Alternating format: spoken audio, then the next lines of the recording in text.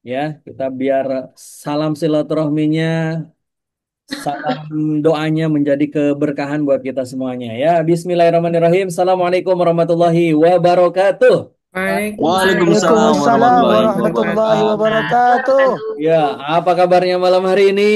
Alhamdulillah, Alhamdulillah, bikhair. luar biasa. Allahu Akbar. Allahu Wah, Akbar. wih, mantap ya. Semangat sekali malam hari ini. Alhamdulillah. Bismillah, alhamdulillah, salatu wassalamu ala rasulillah wa ala alihi wa sahbihi wa mawalah la hawla wa la quwata illa billah. Ashhadu an la ilaha illallah wa adahu la syarikalah wa ashhadu anna muhammadan abduhu wa rasuluhu alladzi la nabiyya wa la rasulah ba'dah. Allahumma salli ala sayyidina Muhammadin wa ala alihi wa sahbihi ajma'in amma ba'd.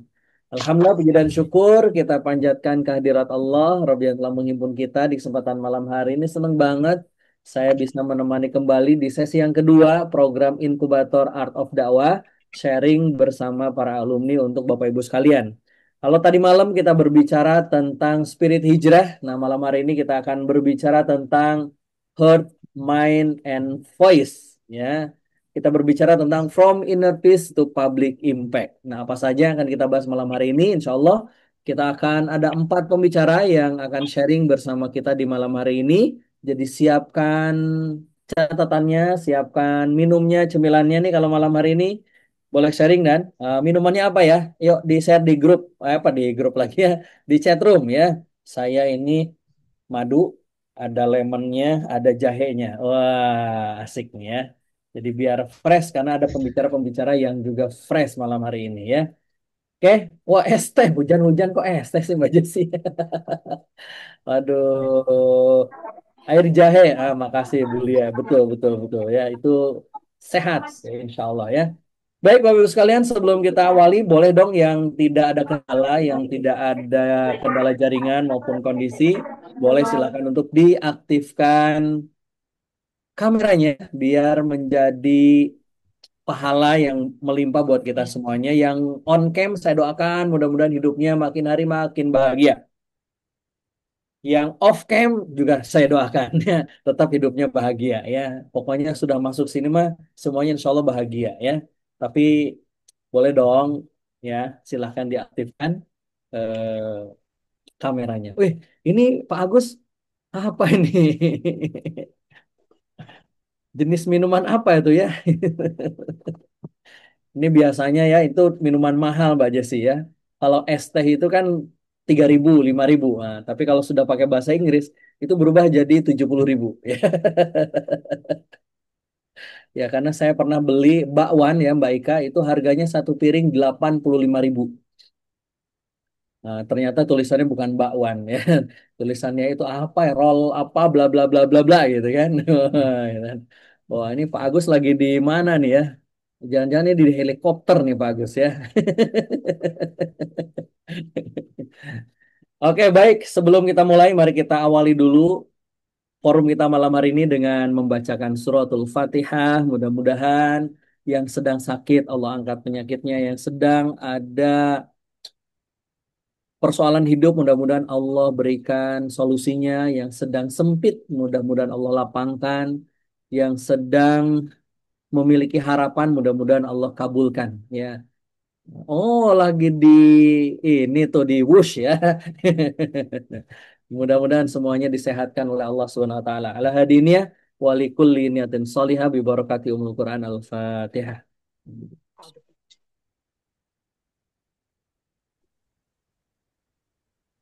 Siratal ladzina an'amta 'alaihim ghairil maghdubi 'alaihim waladdallin. Amin amin ya rabbal alamin. Baik, Bapak Ibu sekalian yang dimuliakan oleh Allah, malam hari ini sekali lagi kita akan berbicara tentang from inner peace to public impact. Bagaimana apa yang ada dalam diri kita, di hati kita, di mind kita, bahkan di voice kita, itu bisa memberikan impact kepada orang lain. Gitu. Jangan sampai kemudian kita hadir di dunia tapi nggak memberikan impact apa-apa kepada orang lain. Nah, malam hari ini kita akan kehadiran orang-orang yang luar biasa, alumni-alumni dari program Art of Dakwah yang sudah siap untuk berbagi bersama Bapak Ibu sekalian. Dan tentunya malam hari ini juga ini berkat dari Kang Devi, Mbak Jessi ya, tim dari AOD yang begitu luar biasa berjibaku siang dan malam 24 jam sehari semalam ya. beliau ini beraktivitas, tapi belum tentu untuk AOD ya, maksudnya untuk yang lain juga gitu kan. Dan malam hari ini saya terima kasih juga untuk para pembicara yang sudah mempersiapkan berbagai macam hal. Ada 4 orang yang akan sharing pada kesempatan malam hari ini. Siapa saja mereka? Ya, kita akan tunggu satu persatu. Nah, untuk mengawali sesi kita malam hari ini, kita akan berbicara tentang change the world. Ya, bagaimana kita bisa merubah dunia ini, change the world ini, tapi dengan menulis. Nah, tentunya ini menjadi sesuatu yang kalau kata Buya Hamka itu apa? Satu peluru hanya bisa menembus satu kepala. Nah, itu, kalau nggak salah itu ya. Itu betul ya. Tapi Ayat satu kata kutub itu Ustaz. bisa menembus jutaan kepala. Nah, itu. Nah, seperti apa dan bagaimana kita bisa memiliki kekuatan dari kata-kata kita yang bisa mengubah dunia? Kita sudah hadir seorang penulis, seorang apa Pimred ya, sebuah ada 2 kalau nggak salah ya. Web info apa disebutnya apa baiknya eh, channel mungkin ya gitu kan. Media online Ustaz. Online ya Ya. ada Iya. yang satu itu Top Suara, yang kedua itu apa? Satu lagi lupa saya. Indah Siasi Ustaz. Tinta Siasi ya, Tinta Siasi. Itu saya jadi ingatnya Tinta Ulama ya. Ada lagunya soalnya Tinta Ulama menggoreskan peradaban. Nah, itu ya. Kalau ini berarti Tinta Siasi menggoreskan masa depan. Nah, itu ya. Amin, amin, Nah, amin, malam hari amin. ini kita akan mendapatkan materi dari Mbak Ika ya, panggilannya Mbak Ika, lengkapnya Mbak Ika Mawar Ningtyas ya. Seperti apa mawar-mawar beliau yang akan bisa menghiasi kata-kata itu dengan begitu indah dan seperti apa inspirasi yang dengan kata-kata. Yuk kita awali sesi pertama bersama Mbak Ika Mawar Ningtyas. Silakan Mbak Ika. Syukron jazakumullah khair Ustaz Asep.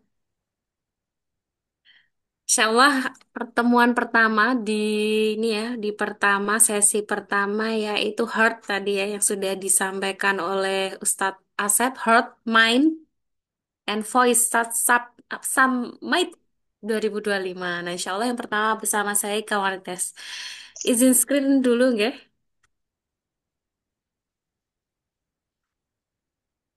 Ya, Assalamualaikum warahmatullahi wabarakatuh. Insya Allah kita akan mengupas tentang the power of words, writing to change the world. Nah, ini kalau artinya itu gimana kekuatan kata-kata, yaitu menulis ini bisa mengubah dunia. Insya Allah kita 15 menit ke depan akan mengupas tentang ini.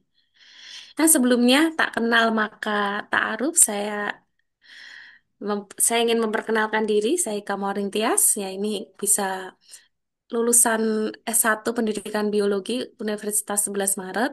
Saya alumni Art of Dakwah, privat kelas batch 3. Juga alumni coaching with Om Joy batch 1 dan Mahasantri Mahas Syaraful Haramain ya, online seperti itu. Sama-sama satu alumni dengan Ustadz Asep, program Ikdadi, seperti itu. Ini belum lanjut lagi nih, semoga bisa lanjut di program selanjutnya. Aktivitas memimpin media online ada Tinta Siasi, Top Suara, dan Mutiara Umat. Di aktivitas di Kediri sebagai Ketua 2 Majelis Taklim MT Kurma di Kota Kediri dan guru homeschooling di Al Islam. Nah, insya Allah kita akan mengupas terkait tentang the words, kekuatan kata-kata. Nah, nah ini begini ya, sahabat Art of Dakwah. Kalau kita membahas tentang menulis ini sebenarnya aktivitas menulis ini sudah sering kita lakukan.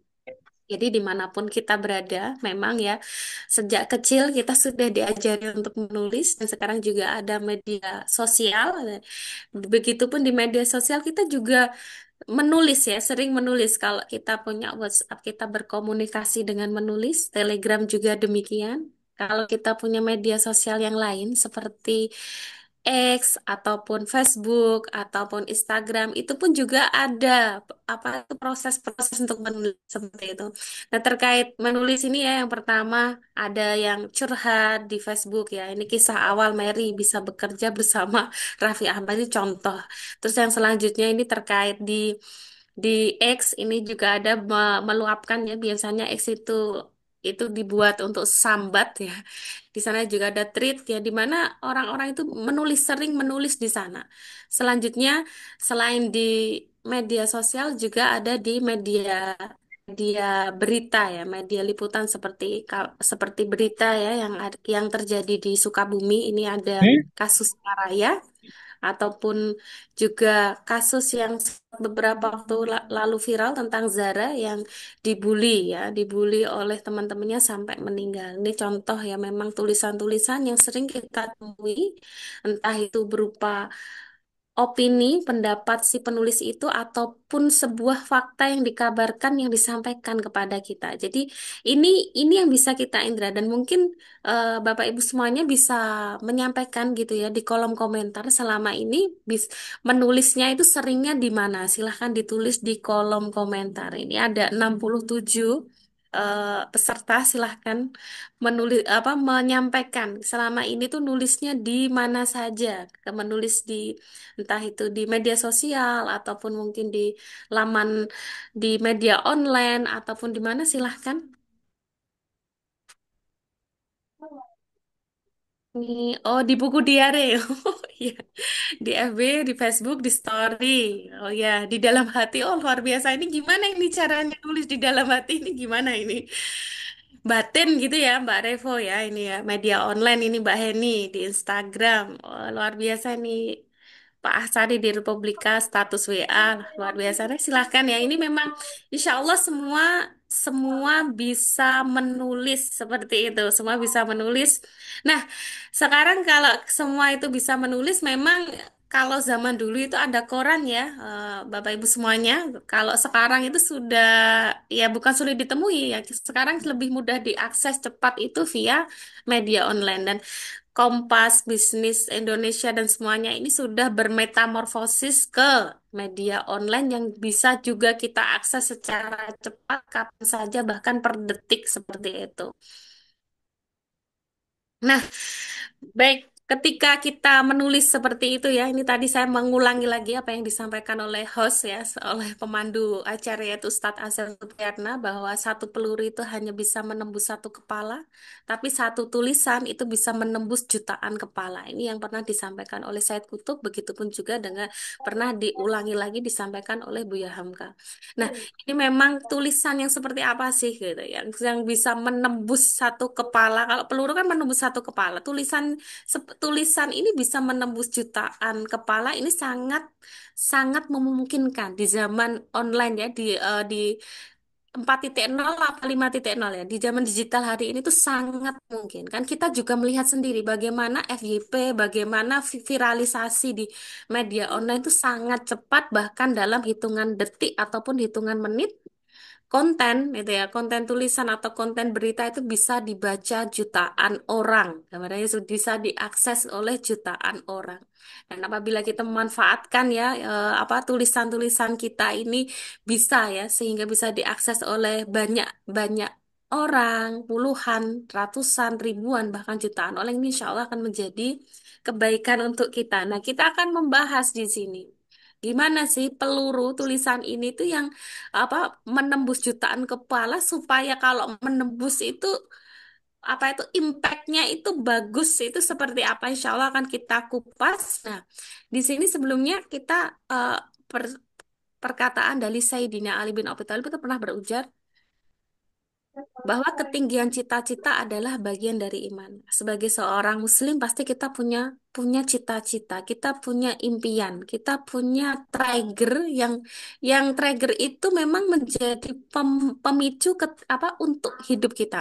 Nah, dari Mas Syekh telah berbeda pendapat tentang keutamaan himmah. Nah, ini ya maksudnya dari asar sahabat ini marilah kita semua memiliki cita-cita sejati. Kalau cita-cita seorang muslim yang tertinggi yang kita harapkan itu adalah kita bisa menjadi hamba yang diridhoi Allah. Nah, tentunya kalau ingin menjadi hamba yang diridhoi Allah ini tentunya kita taat menaati Allah dan begitupun dengan apa yang kita tulis, apa yang kita ucapkan ini adalah bagian dari ketaatan kepada Allah. Karena cita-cita tertinggi kita itu tidak hanya tidak sekedar bisa beribadah dengan baik, tetapi juga kita itu bisa mewujudkan kehidupan Islam. Nah, kehidupan Islam yang bisa mewujud ini salah satunya adalah dengan cara terus-menerus menyampaikan kebaikan Islam atau terus-menerus amar ma'ruf nahi mungkar ataupun berdakwah. Dan ini juga disampaikan dalam surat Fusilat ya. Man ahsanu qawlan mimman da'a ilallah wa amila solihah wa qala innani minal muslimin. Siapakah yang paling baik perkataannya kecuali daripada orang-orang yang menyeru kebaikan, yang berkata bahwa sesungguhnya ya innani minal muslimin. Jadi apa yang kita katakan ini adalah apa mengajak kebaikan. Begitupun dengan apa yang kita tulis. Selanjutnya juga disampaikan dalam sebuah hadis Bukhari riwayat Muslim, demi Allah, jika Allah memberi hidayah kepada seorang laki-laki melalui perantara usahamu, maka itu lebih baik bagimu daripada unta merah. Kalau mungkin kalau di Indonesia kita belum tahu ya unta merah itu belum sering menemui, tapi unta merah itu seharga dengan mobil mewah hari ini. Contoh ya seperti Lamborghini, Ferrari dan sebagainya.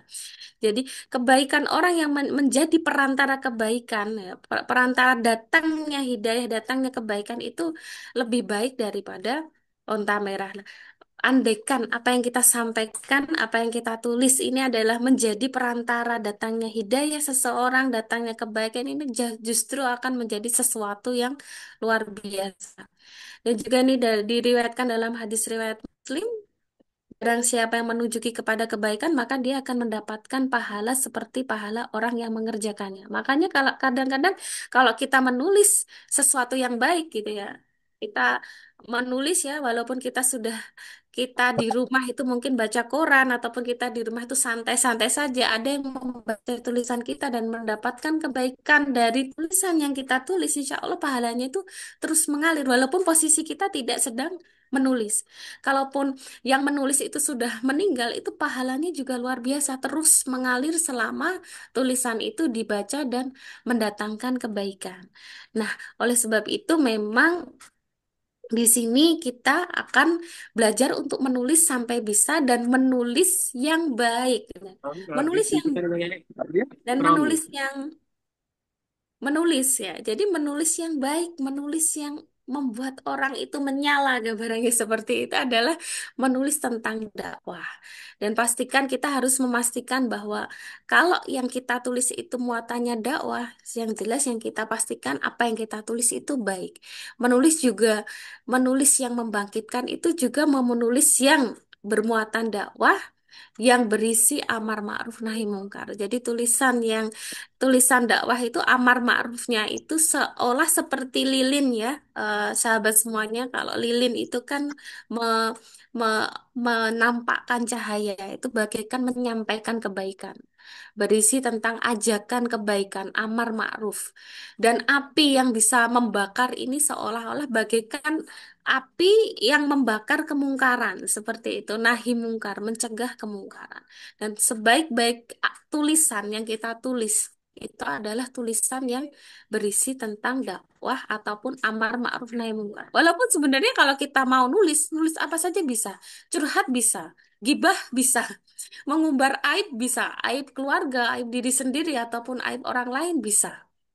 Tapi sebaik-baik tulisan ya, seistimewa-istimewanya tulisan itu adalah tulisan yang bermuatan dakwah. Karena kalau tulisan itu eh, dibaca oleh banyak kalayak dan kita itu mungkin sudah meninggal, gambarnya seperti itu, pahala jariahnya itu akan terus mengalir dan tulisan dakwah itu sendiri akan menjadi investasi kebaikan bukan investasi keburukan. Makanya oleh sebab itu ketika kita menulis di mana saja baik di WA ataupun di media sosial ataupun di mana saja mengkritisi apa saja, upayakan apa yang kita tulis ini bermuatan amar ma'ruf nahi munkar, tidak hanya membawa manfaat saja tetapi juga amar ma'ruf, nuansanya itu adalah menyeru kemakrufan dan mencegah kemungkaran sampai kehidupan Islam itu terwujud. Kehidupan Islam itu terwujud untuk diri kita sendiri, untuk yang menulis, dan untuk seluruh masyarakat yang membaca tulisan tersebut. Lanjut ya, selanjutnya ini bagaimana ya, bagaimana cara menulis. Yang pertama adalah kita ada 3 langkah. PBT ya, yang pertama kita memahami fakta. Jadi kalau kita mau menulis itu sebenarnya kita itu mau menulis tentang apa? Kita pahami dulu faktanya. Yang kedua, bagaimana sikap kita terkait tentang fakta itu, dan habis itu kita langsung eksekusi ataupun langsung menulis. Jadi ketika memahami fakta ini banyak. Jadi ketika menulis memahami fakta ini baik fakta yang terdekat yang bisa kita indra ataupun fakta yang jauh, maksudnya fakta yang ada di berita seperti tadi ya kasusnya yang tadi sempat saya jadikan contoh itu adalah kasusnya Raya. Sebentar, ini saya kasus Raya bocah Sukabumi. Nah, ini dia itu eh, ditemukan cacing di dalam tubuhnya itu sekitar 1 kilo, seperti itu. Nah, ini saya cerita dulu nih. Ini Raya ini bocah Sukabumi, balita, yaitu bayi 4 tahun ya, usianya 4 tahun. Habis operasi pengangkatan cacing di dalam tubuhnya dan itu nggak tahu berapa jumlahnya. Pokoknya beratnya cacing itu tuh sekitar 1 kilo, dan dia itu anaknya ibunya menderita ODGJ, bapaknya menderita TBC, dan dia itu tinggal di tempat yang sangat mengenaskan. Ini dulu, kira-kira ketika Bapak Ibu semuanya mendengar berita ini tuh kira-kira responnya seperti apa? Silahkan ditulis di kolom komentar. Monggo, silahkan. Ini baru Raya ya, ini cukup. Nah, selanjutnya tentang buku harian Zara, buku harian Zara Koirina ini juga dia itu seorang siswi yang tinggal di pondok dan dia dibully sama temennya, dijatuhkan, dimasukkan ke tempat laundry, mesin cuci dan akhirnya meninggal. Kita lanjut dulu ya. Selanjutnya ketika kita sudah tahu fakta yang dua tadi, silahkan teman-teman mau mau mengkritisi yang mana, yang Raya atau yang Zara. Yang jelas ini silahkan menuliskannya di kolom komentar, boleh dari sekarang. Ini ada yang sedih, ada yang kaget, prihatin, longso. Ini dua-duanya sama-sama meninggal. Raya meninggal karena ada cacing di dalam tubuhnya 1 kilo. Kalau Zara ini dibully. Sebelum dia dijatuhkan dari apa gedung yang tinggi, dia dimasukkan ke mesin cuci dulu, katanya seperti itu. Nah, ketika kita melihat fakta-fakta seperti ini tuh bagaimana sikap kita? Ya, mungkin secara perasaan pasti sedih, longso, dan sebagainya. Tapi bagaimana Islam memandang hal tersebut seperti itu ya. Nah, ketika kita kita apa Islam itu memandang itu kita ungkapkan semua ini tuh kita florkan dalam bentuk tulisan. Nah, lebih singkatnya lagi seperti ini ya, terkait lebih jelasnya lagi ya, terkait memahami fakta. Ini cari, baca dan cermati berita. Dapatkan topik yang kita sukai. Ya, gambarnya seperti itu ya. Dapatkan topik yang kita sukai. Kita mau apa kita mau bahas tentang sabar, mau bahas tentang ikhlas, mau bahas tentang istiqomah ataupun mau membahas tentang kasusnya Raya tadi. Ini kok bisa ya? Ini tetangganya kemana? Kok bisa ada satu rumah apa sekumuh ini sampai ada bayi punya di dalam tubuhnya ada cacing. Ini posyandunya kemana? Kan biasanya kalau kita bermasyarakat itu kalau kita 3 bulan nggak ke posyandu punya bayi ya, kita 3 bulan nggak ke posyandu kan biasanya mbak posyandunya itu kan ke rumah.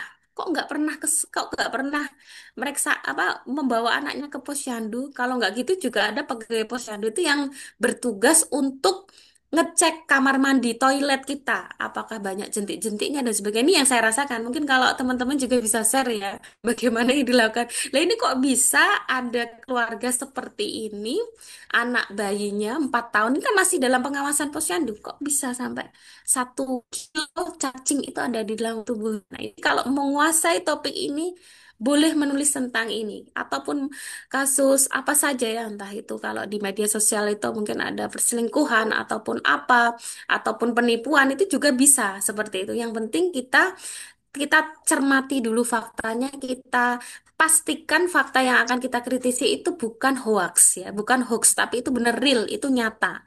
Dan juga nah ini pastikan bukan hoax dan ini nyata. Selanjutnya yang kedua, bagaimana sikap kita? Pastikan menyikapi berbagai fakta itu dengan sudut pandang Islam. Tidak hanya sekedar emosional saja, tetapi tetap berada di dalam koridor Islam. Jadi kita nggak sampai memaki, mencaci maki Pak RT-nya atau pegawai posyandu, kita tetap fokus. Ini sebenarnya di dalam Islam itu seharusnya seperti apa? Kalau ada tetangga yang rumahnya sangat kumuh sekali, ini seharusnya tetangganya gimana? Bantu bersihin kah atau bagaimana? Ya, sampai punya bayi mainan di kandang ayam kan bawah rumahnya si Raya ini kan kandang ayam. Jadi saya juga tidak tahu bagaimana itu sampai ada cacing tapi dapat diduga ya patut diduga itu pasti ya mainan di bawah di kolong itu di bawah rumahnya itu yang kandang ayam itu dan ini kan ya Allah astagfirullahaladzim ini kan sangat menyesakkan dada ya teman-teman. Nah, jadi ketika kita mengkritisi mendapatkan fakta kita tidak hanya sekedar emosional tapi kita mendudukkan fakta itu bagaimana fakta itu di dalam Islam itu seperti apa. Selanjutnya yang ketiga adalah tulislah. Tentukan angle atau sudut pandang atau bagian titik kritis yang akan kita tulis. Jadi setiap contoh ya, setiap apa ter- terkait kasus Zara tadi ya. Itu kan kasus perundungan, perundungan sampai menghilangkan nyawa. Ini juga kita bisa kritisi tentang hukum ya, ya hukum bagaimana pelakunya itu bisa ditindak apa enggak. Kalau di dalam Islam itu sendiri ini ya, kalau kita contoh ya, di dalam Islam sendiri kan ada hukum kisos ya. Dia memukul, dia akan dipukul, dia menghilangkan nyawa tanpa hak, dia akan dihilangkan nyawanya. Nah, hari ini tuh kan orang itu bebas membunuh karena hukum kisos hari ini tuh tidak diterapkan. Ini fakta, banyak sekali masalah sepele jadi saling membunuh dan sebagainya. Nah, itu kita bisa sentuh ini kalau angle-nya kita mau masuk ke angle hukum yang lemah. Hukum yang lemah ketika menindak para pembuli atau para pembunuh ini membuat pembunuhan ini marak sekali. Jadi membunuh orang itu seperti ngeblek nyamuk ataupun membunuh nyamuk. Ya itulah gambarnya seperti itu. Ini contohnya kalau kita mau kritis di hukum. Kalau yang kedua mau kritis ke sistem yang ada di sekolahnya, bagaimana kok bisa terjadi perundungan, pengawasan dari sekolah, guru dan kontrol siswanya yang di situ juga bisa. Jadi memang ketika mau menulis itu kita pilih dulu satu angle atau satu sudut pandang yang akan kita tulis itu seperti apa. Ini contohnya kalau kita membahas terkait kasusnya Zara. Ataupun kalau mau membahas kasusnya Raya juga boleh. Kalaupun mau membahas masalah rumah tangga juga boleh. Mungkin kurangnya komunikasi antara suami istri ataupun dan sebagainya. Selanjutnya kita bisa membuat kerangka tulisan ya. Kerangka tulisan ya, kerangka tulisan, terus mengeksekusi outline, baca ulang dan perbaiki, pastikan tulisan ini tidak melanggar syariat atau aturan yang berlaku. Ketika masih sulit ya, oke, sekarang coba tulis semua yang terlintas ada di kepala kita sampai selesai, baca, perbaiki, dan ulangi. Kalau masih sulit lagi, coba kita luruskan niat, kita menulis karena Allah, kita baca referensi, dan baca banyak tulisan, kita menulis, dan bismillah diselesaikan. Dan ini ada satu kata-kata yang sangat baik dari Ali bin Abi Thalib yaitu semua penulis akan meninggal, karyanya akan abadi sepanjang masa. Maka tulislah yang akan membahagiakan dirimu di akhirat kelak. Apa yang membahagiakan di akhirat tentunya adalah tulisan yang bermuatan dakwah, tulisan yang berisi amar ma'ruf nahi mungkar. Jadi, nyalakan karyamu, goreskan tintamu, change the world. Ya, mungkin itu yang bisa saya sampaikan. Saya kembalikan lagi kepada Ustadz Asep Supriyatna. Baik, terima kasih Mbak Ika ya. Nyalakan karyamu, goreskan tintamu, change the world. Change the Ya, world. mudah-mudahan memang betul ya Mbak Ika dan teman-teman semuanya. Kadang kita itu punya mental block gitu kan bahwa aduh kayaknya saya susah nulis gitu kan. Tapi kalau urusan Iya, buku diari itu berhalaman-halaman kita bisa nulis. iya, iya Ya, betul. mudah-mudahan malam hari ini kita dapat inspirasinya dengan tiga how to-nya, pahami fakta, kemudian tentukan sikap kita yang tentunya tidak Iya, bertentangan dengan syariat, lalu ya tulislah. tulislah. Iya betul. Betul sekali ya. Baik, makasih ya. Mulai hari ini kita sudah eh, dapat ya, mudah-mudahan ilmunya, pahami faktanya, tentukan sikapnya, lalu menulislah. Dan menulisnya bisa dimanapun ya, bisa di sosmed, bisa di Iya, IG, bisa di status WH gitu kan. Itu bisa. Oke, makasih Mbak Ika. Boleh dong kasih jempolnya buat Mbak Ika ya. Oke, baik, terima kasih. Nah, syukur berikutnya, jazakallah. kalau tadi Mbak Ika berbicara tentang menulis, nanti mungkin teman-teman bisa ya kita bikin challenge gitu kan. Yuk kita menulis setiap hari gitu kan, satu hari satu tulisan. Saya tuh pernah dapat challenge-nya juga dulu ya, ketika di bidang training, satu hari satu tulisan selama 2 minggu. Dan kalau ada yang tidak menulis, maka gugur satu kelompok. Wah, itu jadi kita berjuang bagaimana bisa menulis ya.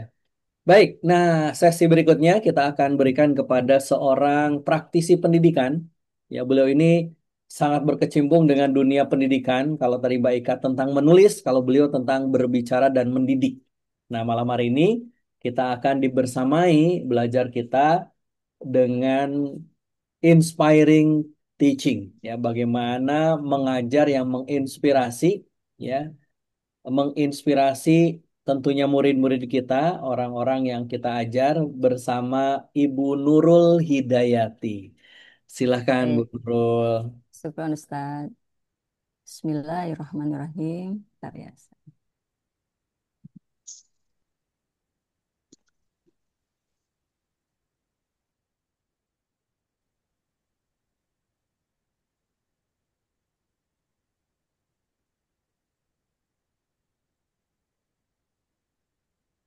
Aman share screen-nya Bu Nurul? Bentar. Nah, Alhamdulillah. oke. Baik. Bismillahirrahmanirrahim. Assalamualaikum warahmatullahi wabarakatuh.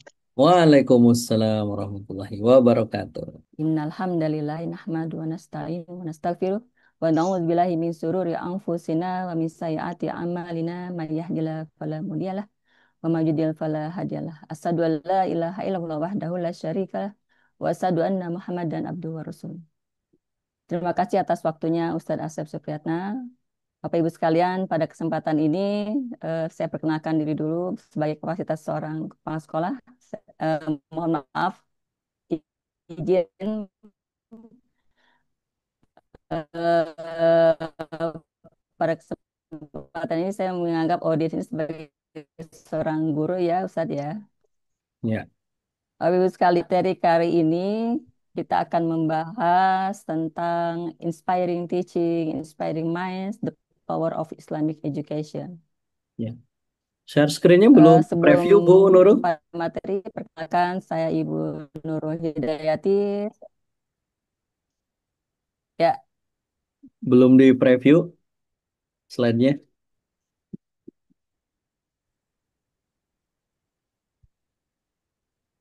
Oh, nge-freeze nih Bu Nurul nih jaringannya kayaknya. saya Putus-putus Bu Nurul suaranya dan videonya. Di teman-teman juga sama ya? Putus-putus. Sama, putus-putus. Oh, Yes, betul. kita tunggu dulu ya. Mungkin karena di Bogor sedang hujan hujan lebat nih. Sukabumi nggak tahu hujan nggak? Sukabumi aman, Ustadz. Oh aman, Masya Allah. Ya. Palangkaraya hujan kan? Saya Aman, beberapa Ustadz. kali ke Palangkaraya selalu pas lagi musim hujan soalnya. Nggak Iya, ada hujan. Bu. Ya, Bu Nurulnya terlempar ya. Oke, baik, makasih. Oke, sambil menunggu Bu Nurul, Bapak Ibu sekalian, kalau tadi Mbak Ika berbicara tentang menulis, saya tuh punya punya apa?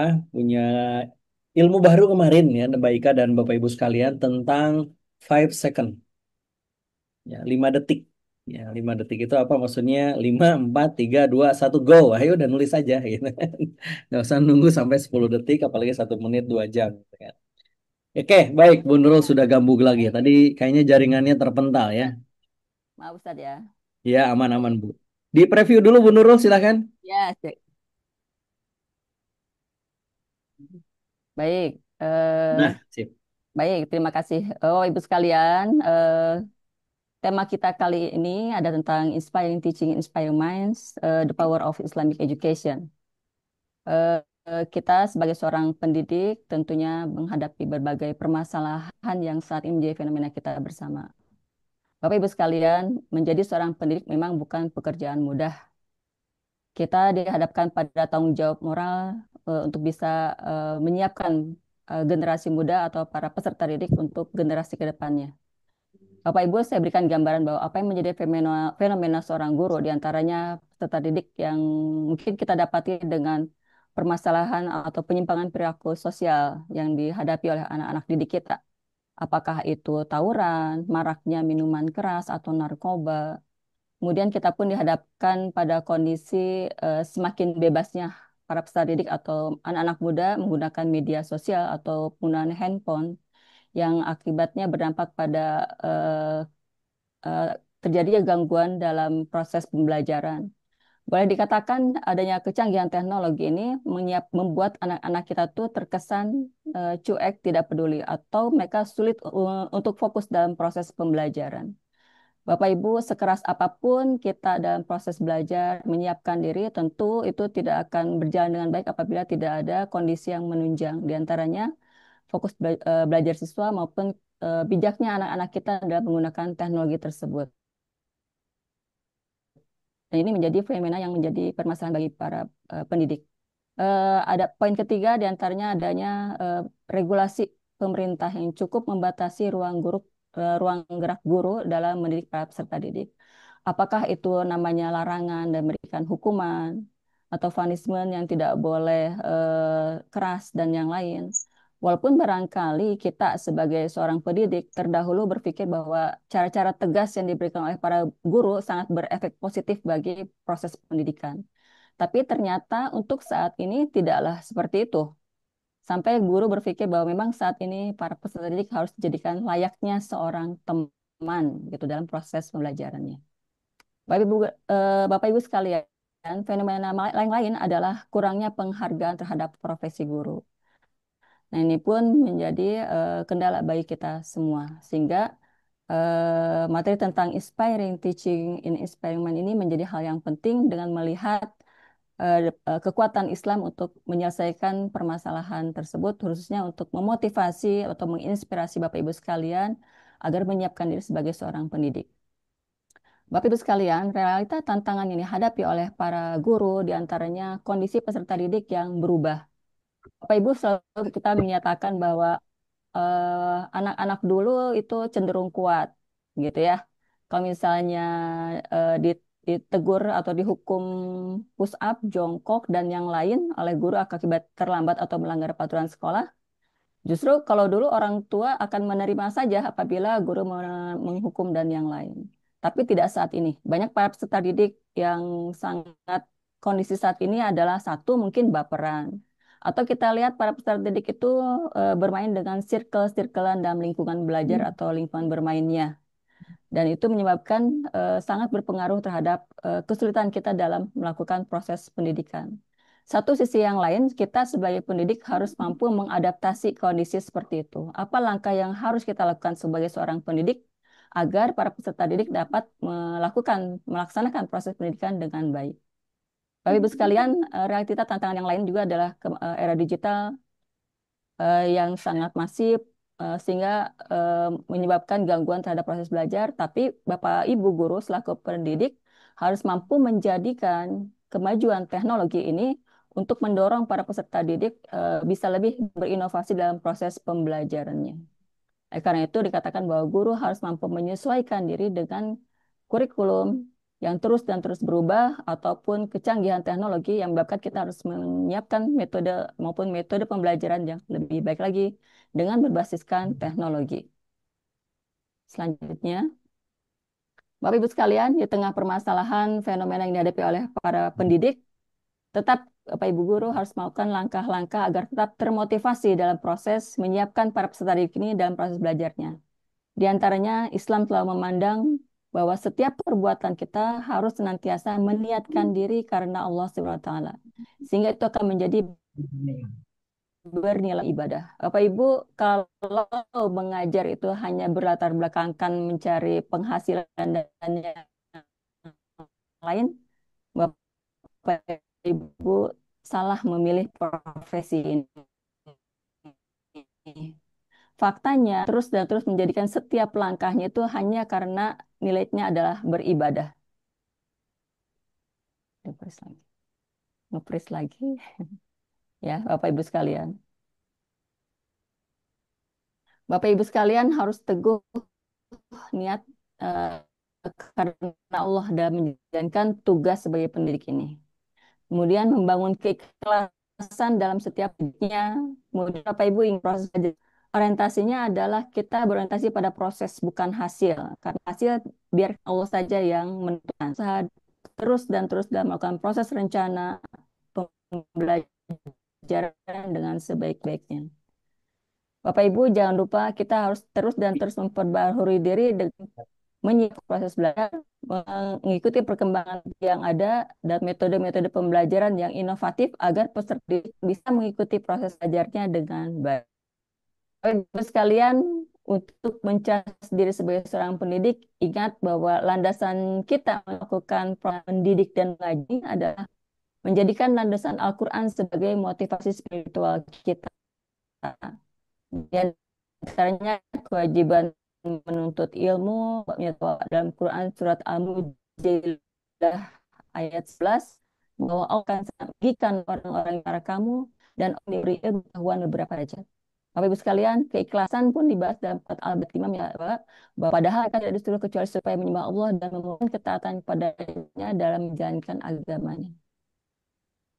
Bapak Ibu sekalian, dalam proses belajar ini, dalam proses Bapak menjadi seorang adik pun tantangan yang dihadapi oleh Bapak Ibu sekalian, janganlah kita berputus asa, ya, bersikap cuek dan tidak peduli terhadap hal-hal yang terjadi menjadi fenomena kita bersama yang dilakukan oleh para peserta didik kita.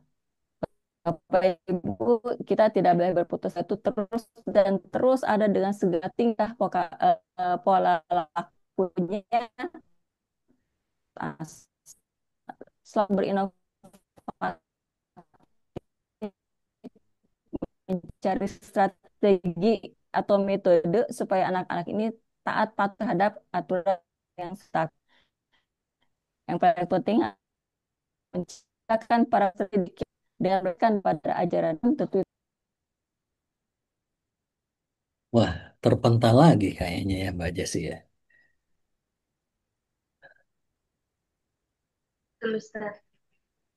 Iya, mungkin jaringannya sedang tidak baik-baik saja ya. Jadi tidak hanya kondisi pelajarnya yang tidak baik-baik saja ya.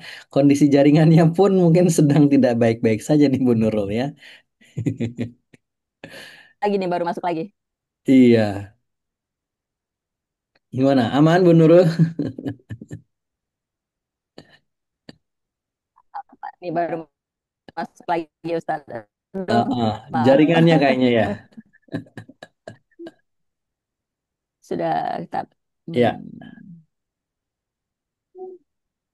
Ya Ustaz, aduh maaf dikanya.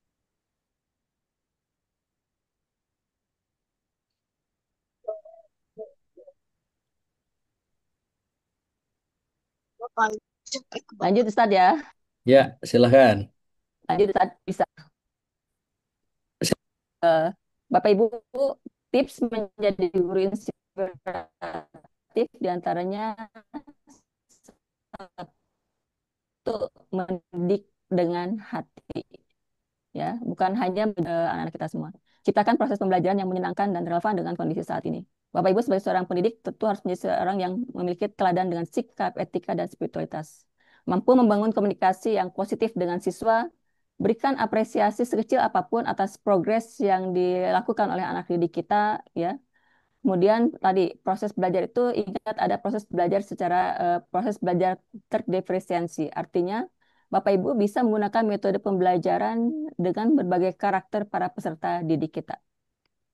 Bapak Ibu sekalian, pembelajaran itu harus menyenangkan ya dan bermakna. Artinya proses belajar itu harus mampu disesuaikan dengan kehidupan kita sehari-hari. Gunakan metode belajar yang aktif, apakah dalam bentuk games, diskusi, atau menggunakan proyek-proyek. Libatkan siswa secara emosional dan intelektual sehingga mereka dilibatkan dalam proses pembelajarannya.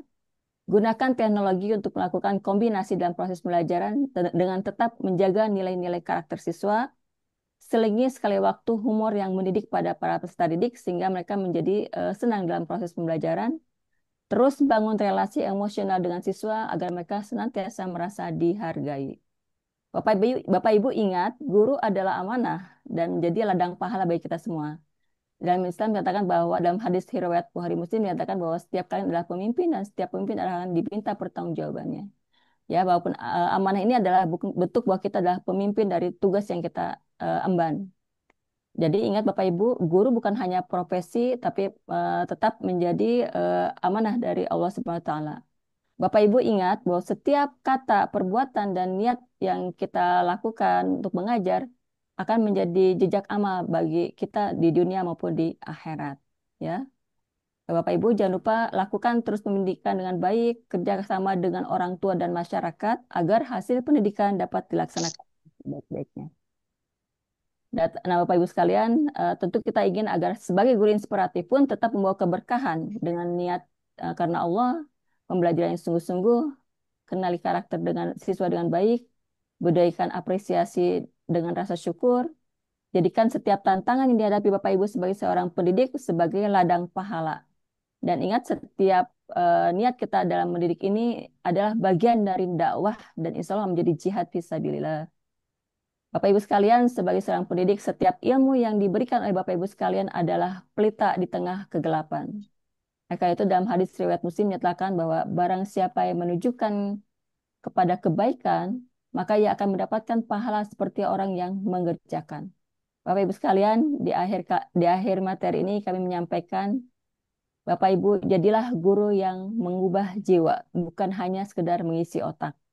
Karena dari tangan Bapak Ibu guru inilah akan lahir generasi pemimpin masa depan.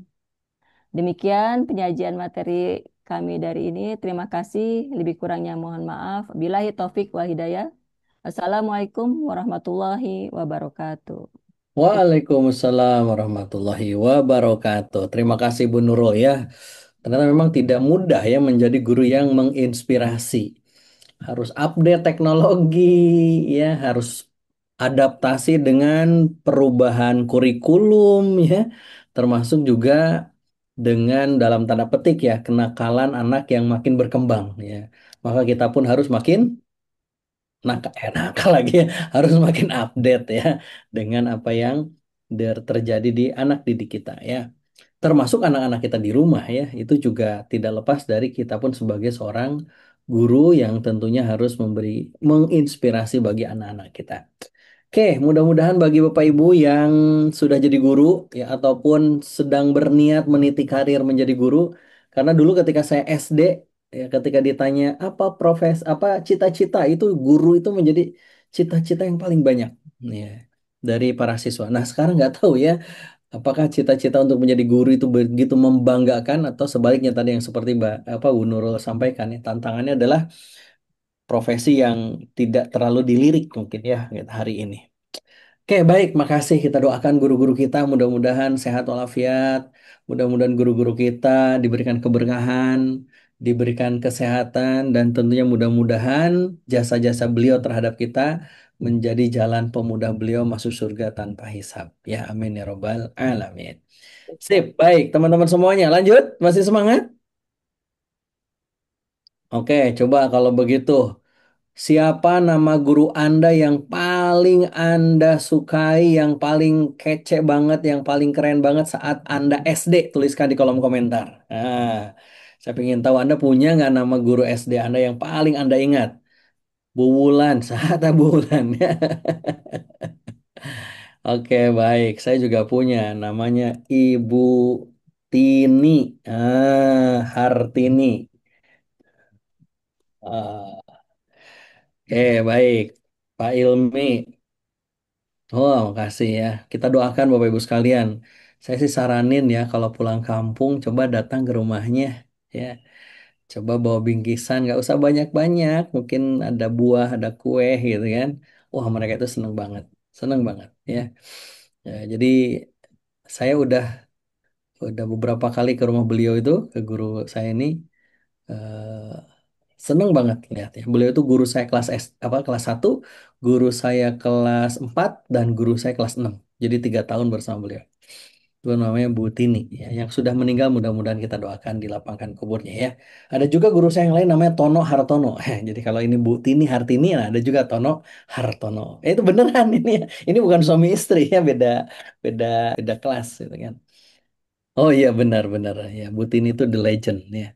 Baik, nah selanjutnya kita akan berbicara agak sedikit lebih beyond lagi ya, berkaitan dengan kalau tadi Mbak Ika tentang menulis ya, Bu Nurul tentang bagaimana menjadi guru. Nah ini juga tidak lepas dari profesi menjadi seorang pendidik juga, yaitu tentang bagaimana kita menjadi konseling sepenuh cinta. Wah, gitu kan.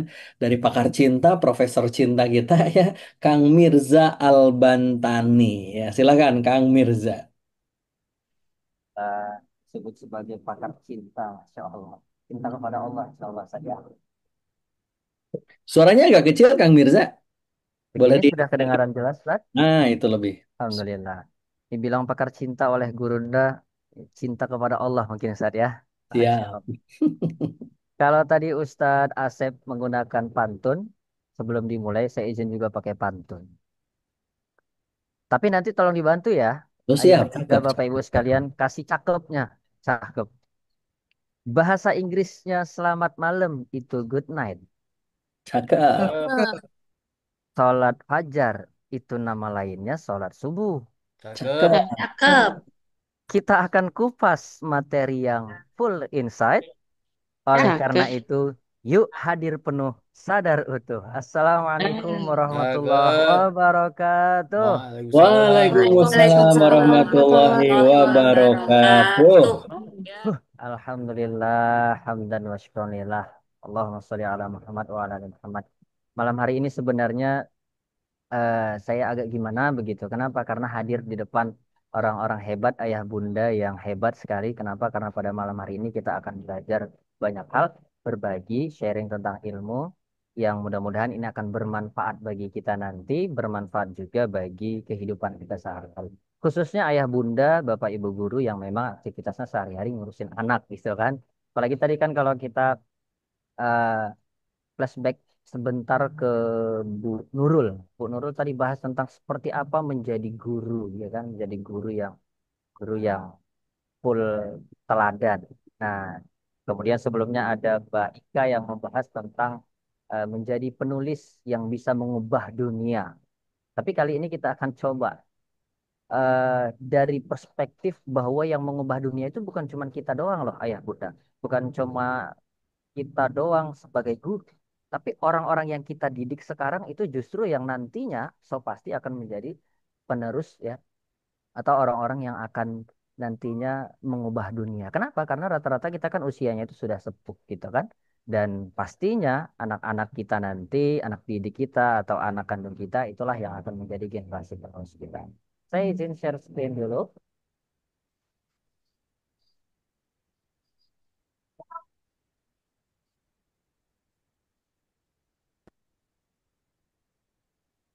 Baik, Alhamdulillah malam hari ini izinkan saya sebagai learning partner dari Bapak Ibu sekalian, Ayah Bunda. Saya Kang Mirza, seorang spiritual and mental wellness trainer, sekaligus juga public speaking coach. Malam hari ini kita akan coba mengupas tentang konseling penuh cinta. Loh, kok bahasnya cinta sih? Apa konseling itu harus dengan cinta? Apakah konseling itu harus disertai dengan perasaan cinta? Nah, konotasi cinta di sini yang akan coba kita kupas nanti, ayah bunda sekalian. Baik, izinkan saya untuk memperkenalkan diri terlebih dahulu. Agak sedikit detail kalau tadi singkat saja. Nama panggung saya adalah Mirzal Bantani. Aktivitas saya adalah sebagai bisa dibilang trainer, baik itu di bidang public speaking.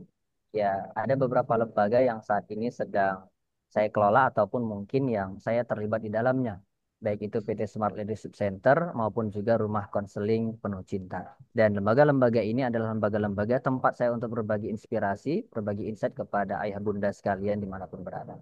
Nah, tidak panjang kali lebar, kita memperkenalkan diri. Langsung saja izinkan saya untuk memulai kelas malam hari ini dengan sebuah quote. Kalimatnya begini. Kalimat yang tidak menghakimi, bisa menjadi pintu masuk bagi hati anak yang tertutup.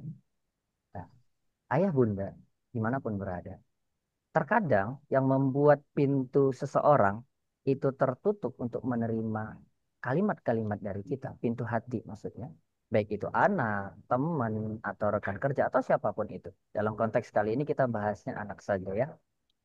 Itu sebenarnya bukan karena kalimat kita itu kurang keren, bukan karena kurang retoris, bukan karena kurang tertata rapi, tidak sistematis. Tapi lebih kepada karena ya kalimat kita belum apa-apa sudah berisi justifikasi. Maka wajar ketika kita melihat fenomena di mana-mana anak-anak itu nggak mau cerita ke orang tuanya. Anak-anak itu nggak mau cerita ke gurunya. Kenapa? Karena ketika nanti cerita ke gurunya atau cerita ke orang tuanya, fokusnya itu bukan kepada perasaan si anaknya, tapi kepada masalahnya si anak. Sehingga berpikirnya gimana sih? Ini bisa cepat selesai persoalannya dan seterusnya. Nah, Bapak, Ibu, Ayah, Bunda sekalian, pada kesempatan malam hari ini kita akan coba kupas dulu deh, fenomena apa sih sebenarnya yang terjadi di kehidupan kita sehari-hari, baik itu kita sebagai orang tua atau mungkin kita sebagai guru, maupun juga sebagai praktisi konseling di sekolah. Nah, fenomena ini yang sering terjadi yang nanti akan mengakibatkan sikap-sikap yang kurang mengenakan yang kita lihat pada anak-anak didik kita atau anak-anak kita sendiri. Apa saja itu? Yang pertama adalah kita biasanya sebagai orang tua atau sebagai guru itu fokusnya ketika anak bercerita langsung pada nasihat. Masuk ke kelas, ngisi materi, isinya nasihat. Ketika anak punya masalah, langsung nasihat lagi. Ketika nanti masalah, nasihat lagi, nasihat lagi. Setumpuk nasihat sudah ada di kepalanya. Kira-kira ngaruh nggak? Ini yang terjadi. Yang kedua, kebanyakan di antara kita ya Bunda, itu fokusnya pada solusi, bukan pada perasaan. Apa sih sebenarnya emosi yang dirasakan si anak ini? Sebenarnya si anak ini merasakan apa? Kita nggak ke situ. Mikirnya yang penting solusinya selesai, udah clear. Yang ketiga, kurangnya rasa empati pada saat mendengarkan. Nah, ini lebih riskan lagi, lebih bahaya lagi. Kenapa? Karena kesannya kita seperti seolah menyepelekan ketika anak cerita. Bu guru, tadi saya dibikinikan sama teman dibully, bla bla bla bla bla bla, misalnya. Nah, kita kemudian dengan nada yang seolah seperti mengejek atau mungkin seperti menyepelekan. Kita anggap seolah seperti hal itu hal yang biasa aja. Saya dulu juga pernah dibully kok, di mana-mana juga pembulian banyak kok. Sehingga kemudian apa? Seolah terdengar seperti kurang empati terhadap apa yang diceritakan oleh si anak tadi itu. Kemudian selanjutnya, respon kita yang malah cenderung menghakimi. Bayangkan coba ketika kita cerita sama suami, kalau yang istri. Kemudian suami malah memberikan justifikasi, bukannya mendengar dengan hati, kemudian memberikan respon yang positif malah dihakimi. Atau sebaliknya, suami cerita ke istri, yang didapat bukan support, malah tak apa-apa kali. Dan begitu juga dengan anak kita. Ketika dia cerita, kemudian yang dia dapatkan hanya respon yang cenderung malah menghakimi dia. Kamu sih, kenapa kamu deketin dia? Kamu sih, kenapa kamu berteman sama dia? Kamu kenapa begini, kenapa begitu? Nah, respon yang seperti ini fenomena yang terjadi di antara kita Bapak. Terakhir biasanya yang terjadi dengan sama adalah kurangnya kesadaran paling bersih. Tapi dia cerita sama kita nggak coba untuk scanning terlebih dahulu. Kira-kira emosi apa sih yang ada sama anak ini? Kemudian kita bantu dia untuk mengenali emosi apa yang sekarang sedang dia rasakan. Apakah sedih, marah, ngambek, atau apa? Sehingga kemudian si anak tadi itu ketika cerita sama kita nggak arahkan dia untuk mengenali emosinya seperti apa. Impactnya yang parahnya adalah ketika fenomena-fenomena tadi itu terjadi di tengah-tengah kita sebagai ayah bunda atau bapak ibu guru, impactnya adalah anak itu malah menjauh dari kita, Bapak. Gimana dia mau cerita sama kita kalau kita responnya itu menghakimi, kalau kita gujuk-gujuk langsung kasih nasihat, gujuk-gujuk langsung kasih solusi. Belum lagi emosi anak itu nggak terkontrol. Karena kita nggak kenalkan sama dia tentang apa sih emosi atau perasaan yang sedang dia rasakan. Kita nggak bantu dia untuk validasi emosi itu. untuk kenali emosi itu apa. Padahal ketika kita bantu itu efeknya insya Allah. Tapi ketika kita tidak bantu itu efeknya lebih parah lagi. Semangat belajar anak makin down, makin menurun. Ayo, bukan. Gimana dia mau belajar? Kalau ternyata dia tidak mendapatkan tempat yang mau mendengar dia, tempat yang mau mengerti dia. Buat apa dia belajar kalau ternyata hasil kreasi dia, hasil prestasi dia, atau hanya sebatas dia di sekolah. Dan terakhir biasanya setelah anak itu rentan bully, baik dia sebagai korban maupun sebagai orang. Jika orang tua lihatnya lebih agresif, mungkin anaknya akan jadi pelaku. Ketika orang tuanya dilihatnya itu cuek, mungkin anaknya rentan jadi korban. Maka ayah bunda, bahaya-bahaya yang ada di depan layar kaca ayah bunda sekalian, ini akan terjadi bukan hanya kepada anak di luar sana, bukan hanya kepada anak didik kita, tapi bisa jadi juga kepada anak. Nah, harapannya adalah ayah bunda sekalian, dengan kelas malam ini, dengan kita berbagi insight sharing tentang apa yang menjadi pengalaman saya selama beberapa tahun ini dalam menangani kasus-kasus siswa ataupun remaja. Ya, kalau boleh bercerita sedikit, sebenarnya dulu saya tidak mengenal istilah-istilah dan teknik-teknik atau terapi-terapinya. Tapi kemudian semenjak saya belajar di AUD, saya mendapatkan sebuah hikmah bahwa ternyata kita perlu belajar ilmu itu ada sanat. Sehingga saya belajar ilmu itu pakai sanat.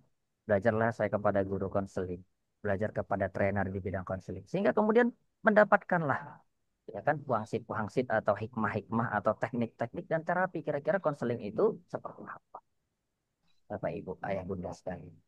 Nah, karenanya harapan kita pada kesempatan malam hari ini adalah ketika kita tidak lagi bersikap demikian, ya, maka yang pertama adalah hubungan kita dengan anak kita tadi, baik anak didik maupun anak kandung kita, itu menjadi lebih erat.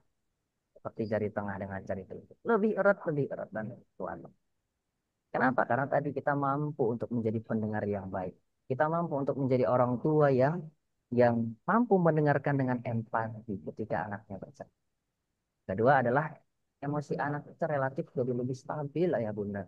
Kenapa? Karena kita mampu menjadi orang tua yang mencontohkan kepada dia bahwa ketika kita emosi, ketika kita mau marah, kita tarik nafas dulu, kemudian baru kita kasih respon. Bukan ketika ada masalah langsung, blast, kita keluarkan semua emosi. Nah, anak mencontoh itu. Ketika dilihatnya ternyata orang tuanya regulasi emosinya bagus, maka anak juga akan. Yang ketiga, motivasi dan prestasinya sudah pasti akan meningkat. Meningkat dalam konteks ini adalah bukan cuma sebatas di atas kertas, bukan hanya sebatas prestasi akademik di bidang mungkin matematika atau mungkin mata pelajaran yang lain. Bisa jadi dia jagonya di kreasi, bisa jadi dia jagonya di inovasi atau apa. Bukan di hitung-hitungan, bukan di yang jelas prestasinya akan meningkat tinggal kita yang masih anak ini tadi minat. Dan yang keempat adalah tumbuh percaya. Bayangkan ayah bunda, ketika saya belajar ilmu konseling, itu didapati sebuah kesimpulan bahwa kenapa banyak orang yang ngomong itu gagal ketika sudah dewasa. Ngomong itu seperti berantakan, nggak bisa menyusun kalimatnya dengan baik, atau ketika diminta ngomong di hadapan umum, dia nggak berani. Karena ketika kecil dia nggak mendapatkan itu dari orang tua. Dia nggak mendapatkan kasih sayang utuh dari orang tuanya. Dia nggak mendapatkan pelajaran regulasi emosi dari orang tuanya. Sehingga yang muncul adalah anak-anak yang rasa percaya dirinya itu rendah. Ini fakta. Ya, hanya harapan kita keempat hal ini nantinya setelah kita sharing yang mudah-mudahan perlahan akan membaik. Insya Allah. Untuk itu saya meminta dulu dong ayah bunda sekalian yang hadir pada kesempatan malam hari ini untuk komen.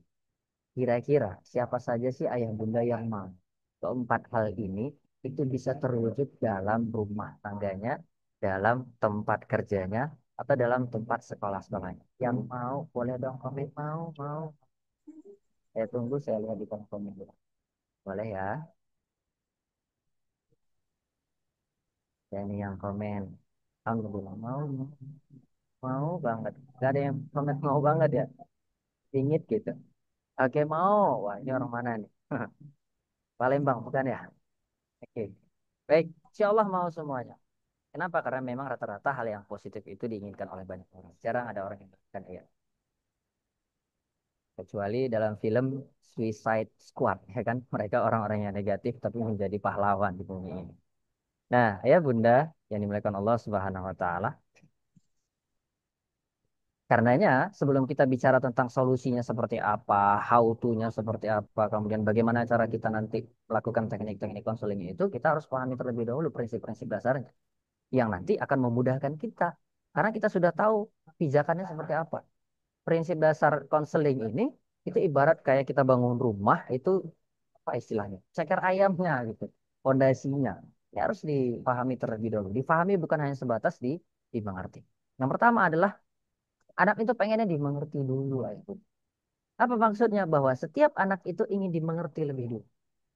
Dia ingin dimengerti perasaannya, dia ingin kita peluk erat, dia ingin kita dengarkan, bukan langsung kita perbaiki dengan cepat.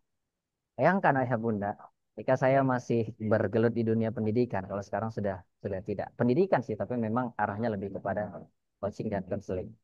Nah, ketika saya masih jadi guru, bayangkan betapa banyak guru-guru yang ketika mendapati masalah siswanya atau santrinya, itu langsung mikirnya cepat, gimana selesai masalahnya. Dah, padahal ketika dia berpikir selesai masalahnya, dia hanya menanam benih-benih kehancuran di masa depan.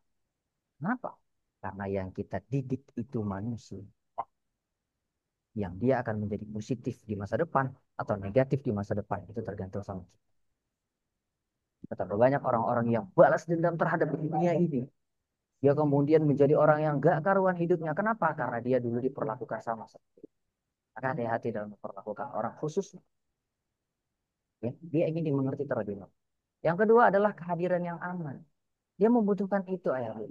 Bahwa kita itu sebenarnya harus hadir di tengah-tengah dia. Ya. Kita harus ada di tengah-tengah dia. Dia butuh komunikasi kita itu yang menyembuhkan. Dimulai dari kehadiran kita dulu. Ketika kita hadir di tengah dia, ketika kita hadir ketika dia punya masalah, maka dia nggak akan cari kehadiran yang lain. Maka wajar ayah bunda kalau kita mendapati anak didik kita atau mungkin anak-anak kita itu mencari perhatian dari yang lain. Apakah itu laki-laki mencari ke perempuan atau perempuan mencari ke yang laki-laki. Kenapa? Karena tadi kita tidak hadir untuk dia. Ya, yang dia butuhkan itu bukan kalimat-kalimat yang sempurna, yang penuh dengan retorika. Itu nggak ke situ dia. Dia nggak butuh itu. Terakhir adalah prinsip yang harus kita kuasai, yang harus kita paham. Bahwa anak itu akan lebih mudah terbuka cerita sama kita ketika kita memang hadir. Maaf, ketika kita memang menerima dia secara tulus. Bayangkan ayah, banyak orang. Saya pernah mendapati fakta itu. Ada sebuah lembaga pendidikan yang maksa siswanya itu cerita ke dia tentang persoalan. Nggak salah sih. Tapi ketika prinsipnya itu maksa kan anak itu nggak karena terus tentu artinya tidak terjadi ikatan emosional yang baik sih. Tapi ketika dia punya masalah ceritanya ke ayah bunda, nah, artinya ayah bunda sudah berhasil menjadi orang yang mengerti dia. Menjadi orang yang memang layak menyimpan rahasia-rahasia. Karenanya kita harus menerima dia secara tulus. Bukan malah kita. Untuk itu, ayah bunda sekalian, agar prinsip-prinsip tadi bisa terejawantahkan dalam bentuk perilaku kita. Ketika kita selesai dari kelas ini, kita mampu tafsirkan kalimat-kalimat yang saya sampaikan ini dalam wujud perbuatan, caranya seperti apa? Setidaknya ada 4 hal yang akan kita bagikan pada kesempatan malam hari ini. Yang pertama adalah once ended. Apa sih itu once ended? Kita sebagai orang tua atau sebagai gurunya ya, harus memahami terlebih dahulu sebenarnya mau si anak itu apa yang dia butuhkan. Ya, sebelum buru-buru kita memberi nasihat, yuk kita dengarkan dulu. Ya, sebenarnya apa yang anak rasakan? Apa yang mereka harapkan dari kita? Sehingga ketika dia datang ke kita itu match. Dia maunya apa, kita kasih apa. Bukan malah kemudian dia maunya apa, kita kasihnya yang berbeda. Walaupun sebenarnya ketika kita jadi guru, memang ya kita dihadapkan dengan sangat bermasalah. Baik itu masalah administrasi, uang sekolah nunggak, apalagi kalau kita misalnya jadi wali kelas. Makanya memang seperti yang pernah saya sarankan ketika saya masih di lembaga pendidikan, divisi ini, bidang ini itu khusus, jangan guru kelas. Dia memang harus ada guru khusus. Nah, fenomena yang terjadi adalah guru-guru konseling itu dihadapkan pada fakta mereka harus menyelesaikan masalah dengan cepat. Caranya seperti apa? Ya buat surat, ya kan? Nah, tujuh-tujuh ketika anak punya masalah, buat surat panggilan orang tua SP1, SP2, dan SP terus. Ya kan? Hal ini itu akan membantu kita melihat dunia dari kacamata si anak. Ya, si anak itu melihat dunia itu seperti apa sih? Ya kan, bukan cuma sebatas dari sudut pandang kita doang. Nah, yang kedua adalah direction and doing. Ini adalah poin ini. Artinya, kita arahkan dia dan kita dampingi. Kita arahkan dia mau kemana nih anak ini tadi? Ya kan kita yang arahkan. Jangan kita biarkan begitu saja. Dan kita dampingi. Kita sebagai mentornya di rumah, kita sebagai mentor. Kenapa? Karena setelah anak merasa dimengerti, baru kemudian berikan dia arahan. Jangan kemudian kita langsung berikan arahan, berikan nasihat. Ketika kita belum bisa masuk ke hati dia, kita belum bisa diterima sama hati dia, kita belum bisa diterima oleh perasaan dia, kemudian kalimat kita yang langsung keluar. Di mana bisa? Orang mau terima kalimat kita, orang dia aja nggak kenal. Orang dia aja nggak punya rasa. Kemudian baru kita kemudian berikan arahan sederhana disertai dengan tindakan kecil yang bisa mereka lakukan. Jangan berat-berat lah. Kira-kira apa yang bisa mereka lakukan untuk mengubah diri mereka yang sebelum. Misalnya anaknya bandel, misalnya anaknya suka melawan di kelas, sering bully temannya. Nah, kita bantu dia, kita arahkan dia. Kira-kira apa yang dia harus lakukan. Gitu. Misalnya nih, kalau kamu kesal, coba tarik nafas dulu. Nah. Nanti kita akan bicara lagi setelah kamu tenang. Hal-hal yang sesederhana ini ya yang harusnya kita lakukan. Agar apa? Agar nyambung. Ya, agar nyambung apa yang dibutuhkan si anak, apa yang menjadi persoalan si anak dengan solusi-solusi praktis yang kita lakukan sebagai orang tua ataupun guru. Poin yang ketiga adalah self evaluation. Kita bantu anak kita untuk refleksi. Kita bantu anak kita untuk berkaca.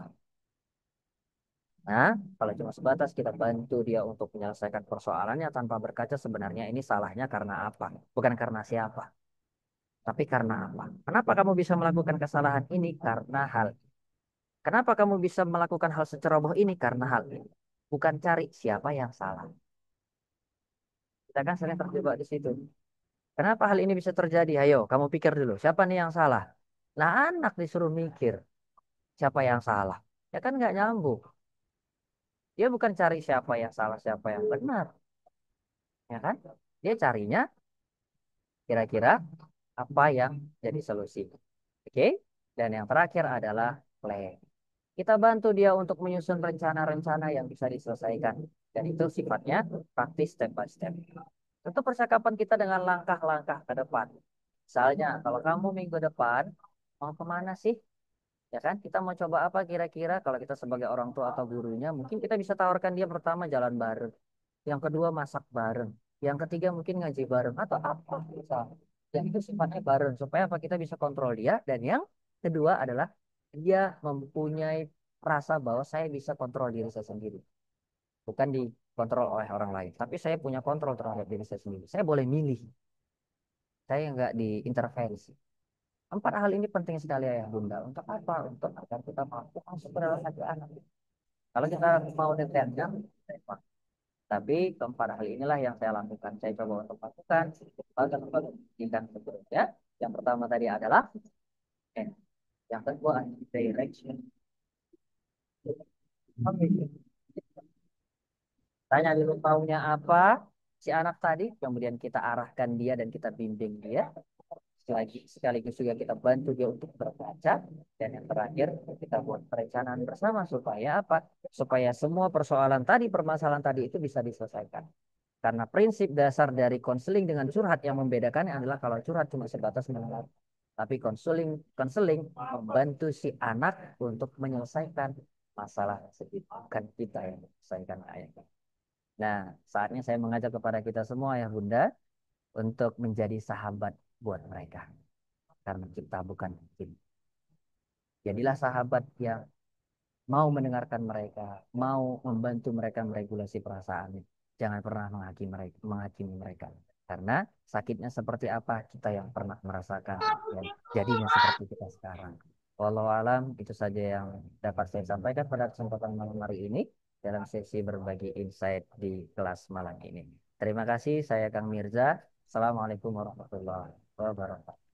Waalaikumsalam Waalaikumsalam. warahmatullahi wabarakatuh. Wabarakatuh. Ya, konseling penuh cinta ya.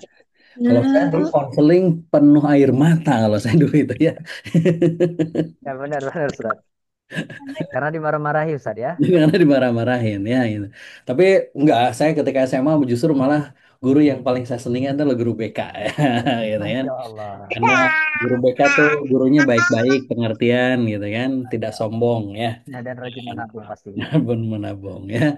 Baik Bapak Ibu sekalian, mudah-mudahan kita bisa menjadi konseling. Kadang juga sebagai orang tua juga perlu tuh ilmu konseling ya.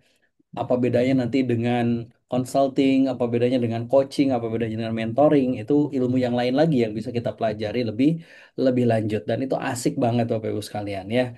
Walaupun saya kalau saya tidak belajar lebih dalam tentang konseling, saya lebih banyaknya belajar ke sisi yang lainnya. Nah, Kang Mirza tadi memberikan satu pandangan tentang konseling. Mudah-mudahan ini bisa menjadi insight yang baru dan tentunya bisa bermanfaat buat kita, tidak hanya untuk guru ya, tapi juga untuk kita sebagai orang tua. Sip? Setuju? Siap. Oke, baik. Terima kasih Kang Mirza sudah sharing pada kesempatan malam hari ini.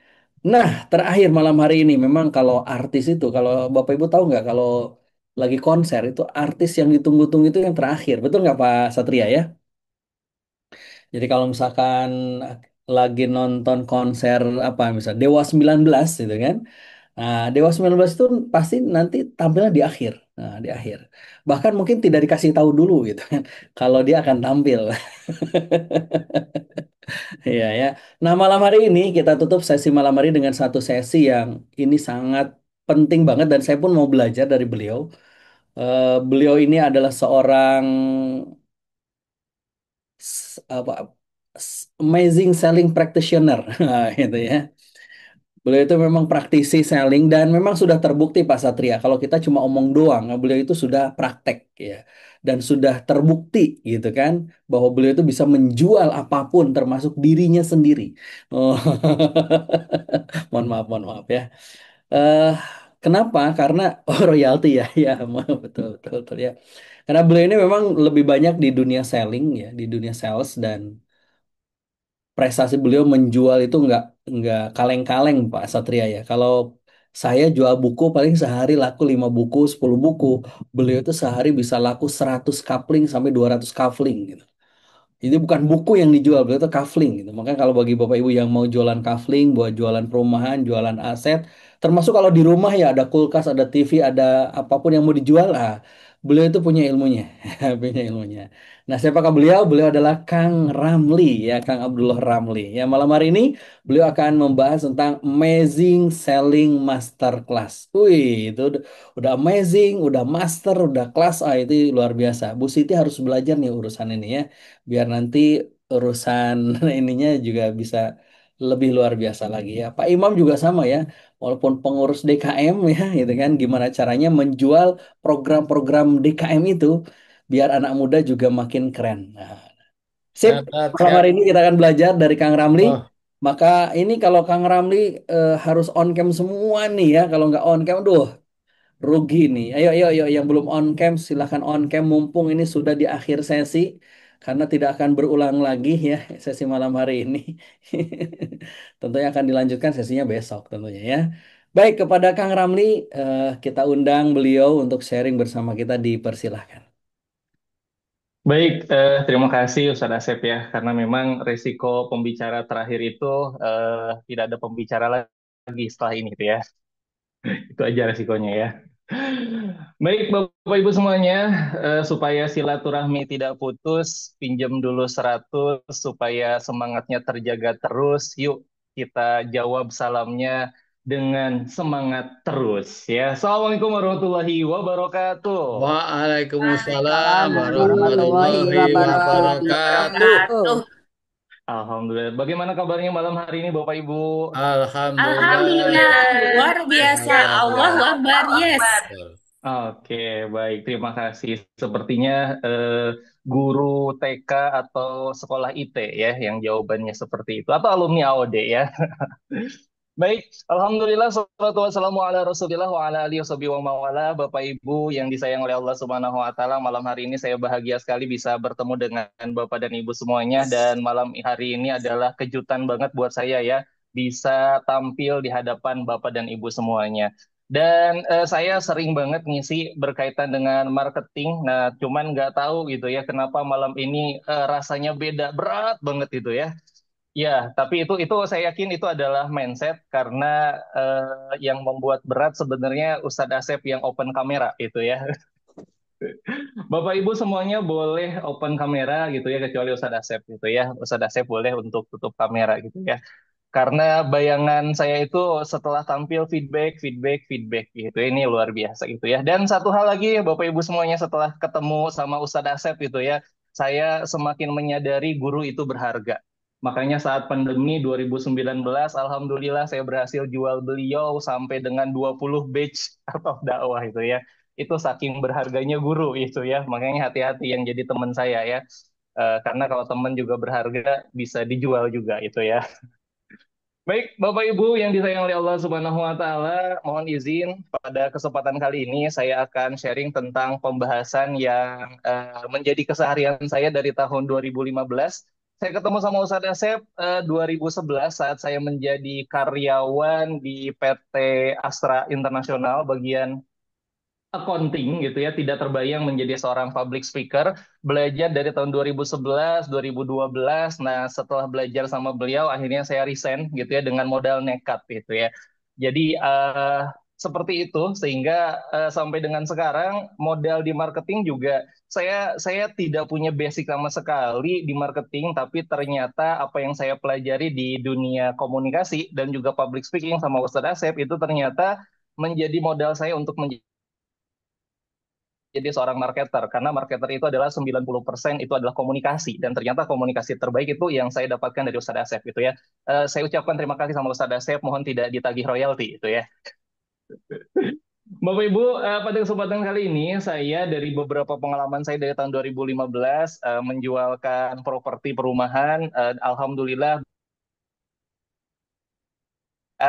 tahun 2019 ketemu lagi sama Ustadz Asep dan ternyata di situ adalah momentum dipaksa ya untuk membuat sebuah modul pembelajaran dan alhamdulillah itu bukan permasalahan besar buat saya gitu ya karena materinya sudah ada dibuat cuman memang ketika dibuat kemudian jadi produk jadi materi pembelajaran nah itu beda lagi ya apalagi harus banyak hal yang disiapkan dan ternyata tidak semudah itu gitu ya. Nah, makanya sambil saya belajar juga saya juga upgrade lagi ilmu komunikasi dengan salah satunya ikutan belajar di 20 batch private class Art of Dakwah. Nah, itu yang barusan jualan AOD juga ya. Ini customer experience. Nah, Bapak Ibu semuanya, karena saya belum terkenal, tidak seterkenal Ustadz Asep gitu ya, karena tugas saya adalah jualan Ustadz Asep, jadi Ustadz Asepnya harus lebih terkenal dari saya. Nah, Bapak Ibu semuanya, perkenalkan, nama saya Abdullah Ramli, saya seorang amazing selling mentor dan juga co-founder dari Art of Dakwah, dan ini beberapa aktivitas saya. Dan saat ini juga saya aktif ngisi juga di AMRE, Asosiasi Marketer Real Estate Indonesia, dan hari ini juga produk yang sering saya jual itu masih di properti dan juga saya membantu salah satu alumni atau dakwah di Alena House Beauty untuk marketing dan juga sellingnya ya. Nah, di malam yang terbatas ini saya akan sharing pada Bapak dan Ibu semuanya hal yang sederhana dari program Amazing Selling ini. Dan Amazing Selling ini, tema malam hari ini adalah Beyond Product into People Heart. Jadi bagaimana menjual sampai kepada hati customer. Itu pembukaannya Bapak dan Ibu semuanya. Nah, sebelum dimulai, Bapak dan Ibu semuanya, saya mau survei terlebih dahulu. Ya, ini di sini ada 80, saya minta 20 jawaban saja minimal, baru materinya dilanjut. Ya. Jawab pernah atau tidak. Yang pertama Bapak dan Ibu semuanya, surveinya adalah pernahkah Bapak Ibu membeli sesuatu karena diskon besar, lalu menyesal setelahnya? Oke, sering pernah gitu ya.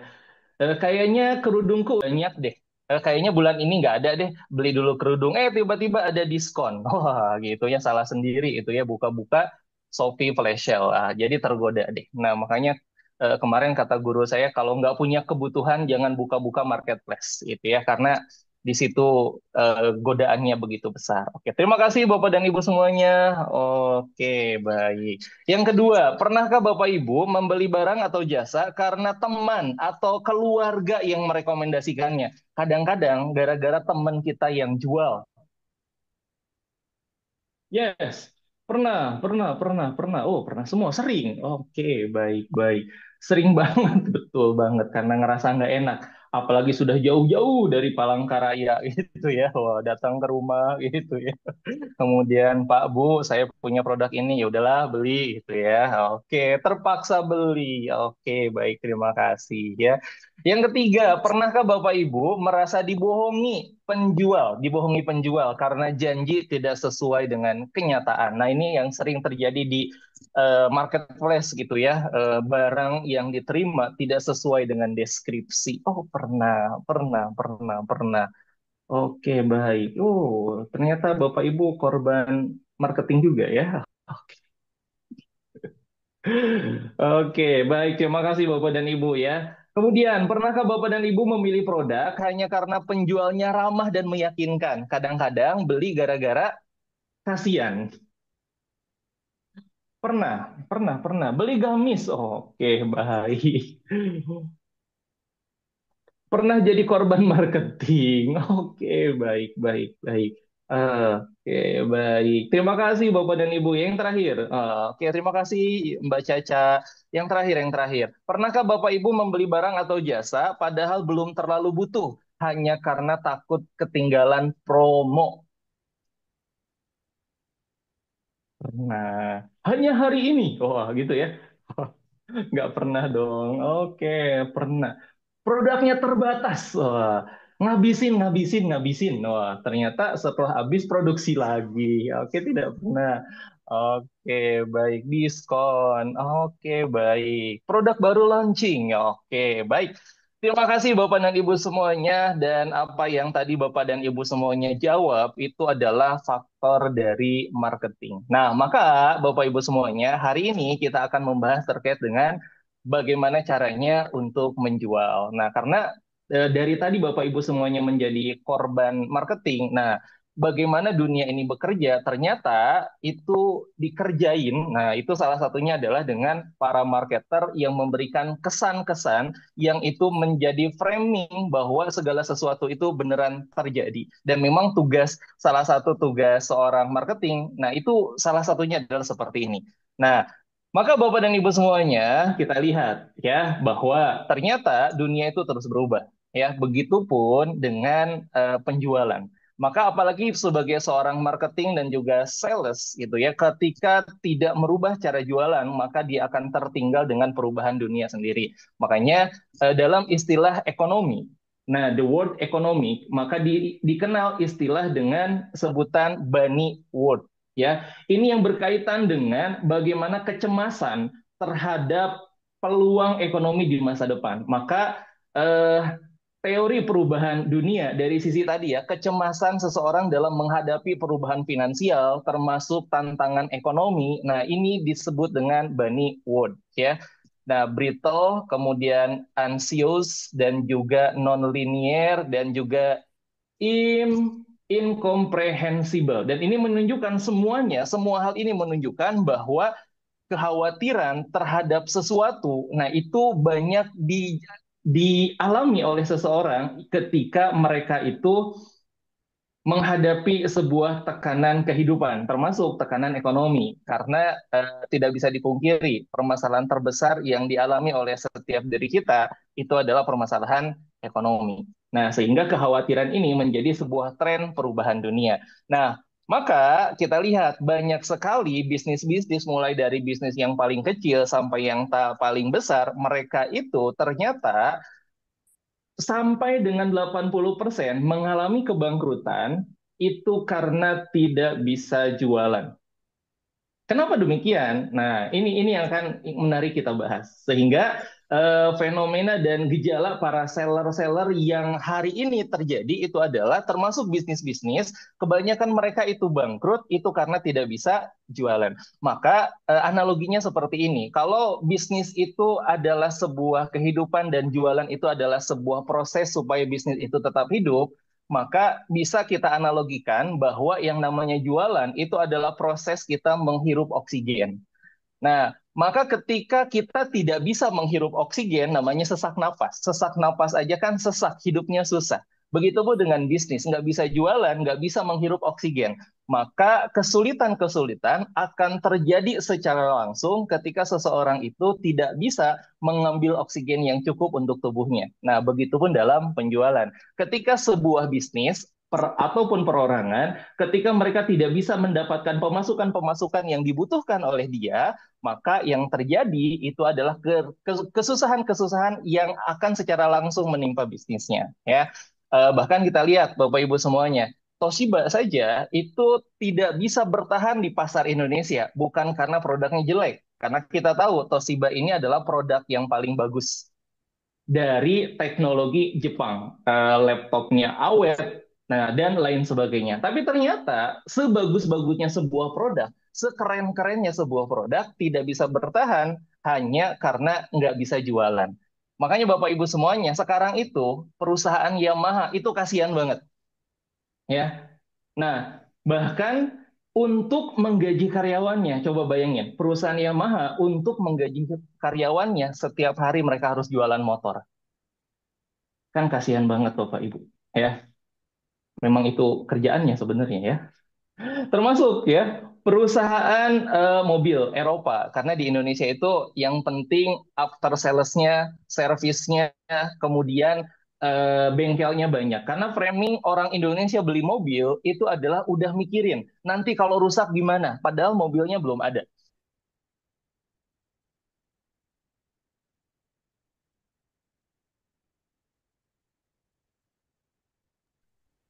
Ternyata suaranya juga nggak ada. Ya, tidak hanya Iya, mobilnya yang tidak ada. Ini berarti Kang Ramli harus jualan ini. Jualan Toyota, masa? Toyota ya. Suaranya nggak ada kan? Oke, oke, oke. Iya, yuk silakan, silakan, silakan. Udah masuk lagi. Sudah ada nih, sudah ada. Udah. Oke, baik.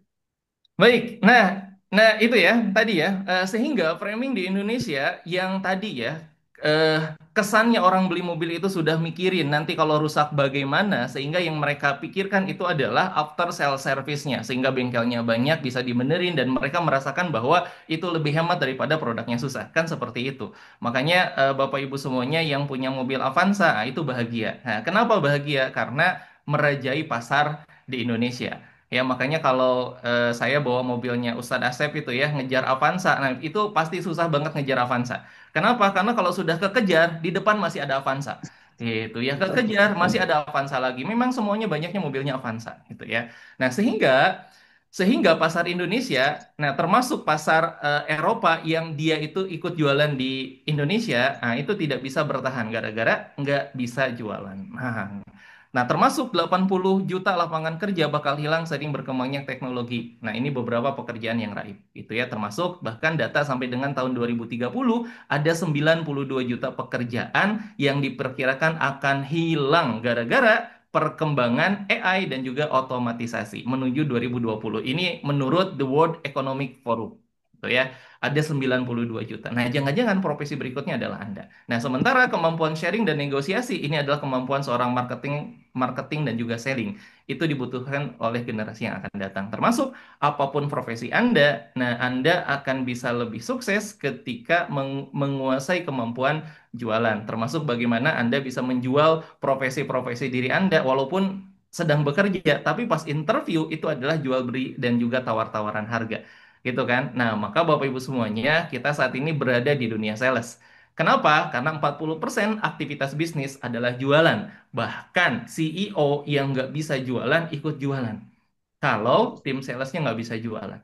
Kan seperti itu. Artinya apa? Artinya adalah Anda akan lebih sukses bila Anda menguasai keterampilan penjualan. Nah, kan seperti itu.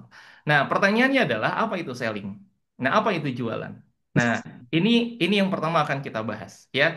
Maka Bapak Ibu semuanya, jualan itu mungkin banyak orang yang mengira pertukaran antara barang dan jasa dengan uang, atau bagaimana cara memindahkan isi dompet orang lain ke dalam dompet kita dengan cara yang halal, kan seperti itu. Berkaitan dengan transaksi, transaksional berkaitan dengan profit. Tapi lebih dari itu, bahwa di Amazing Selling, saya mendefinisikan bahwa jualan itu adalah proses kita membantu orang lain mendapatkan apa yang mereka inginkan.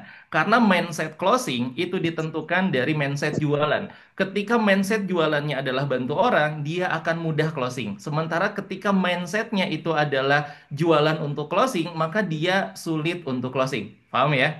Kalau mindset jualan untuk bantu orang, dia akan datang. Closing akan datang. Tapi ketika dia fokusnya closing, closingnya tidak akan datang. Nah, ini sesuai dengan hukum alam atau sunatullah. Ketika kita bantu orang, maka kita akan dibantu. Maka ketika kita membantu orang lain, closing itu akan datang. Seperti itu. Nah, sehingga prinsip dasar dari amazing selling adalah selling is serving. Bahwa yang namanya penjualan itu adalah proses kita melayani. Bagaimana jualan itu adalah ibadah dan cara membantu orang lain untuk memenuhi kebutuhan hidupnya. Termasuk orang lebih suka dibantu daripada dijuali, lebih suka diceritain daripada dijuali. Membantu sama dengan membangun kepercayaan dan juga keberkahan. Dan 68% konsumen buyer meninggalkan sales karena tidak diperhatikan. Termasuk Nabi menekankan kejujuran dalam jual beli. Kemudian menjadi sales yang dipercaya, dicari, dan hidup lebih berkah serta bahagia. Kemudian prinsip yang kedua adalah trust before transaction. Bagaimana kita membangun trust sebelum bertransaksi. Dan yang ketiga, bagaimana membangun connection over commission. Bagaimana kita memprioritaskan hubungan yang baik dengan konsumen dibandingkan dengan komisi yang didapatkan. Nah, ini prinsip-prinsip dasar yang perlu dipahami di Amazing Selling. Nah, kemudian bagaimana langkah kunci di program Amazing Selling ini? Nah, Bapak dan Ibu semuanya, di program Amazing Selling ini ada 4 on rumusnya ya. Yang pertama adalah relation atau membangun hubungan. Yang kedua adalah recognition, menggali kebutuhan. Dan yang ketiga adalah solution atau menyajikan solusi. Dan yang terakhir itu adalah conversion, mendapatkan komitmen. Sehingga yang namanya jualan itu adalah satu rangkaian proses yang terus-menerus. Sehingga kalau saya gambarkan seperti ini presentasinya. Pertama, dalam proses penjualan itu tugasnya adalah membangun hubungan. Setelah hubungannya terjalin, bagus, kuat, tugasnya adalah menggali kebutuhan.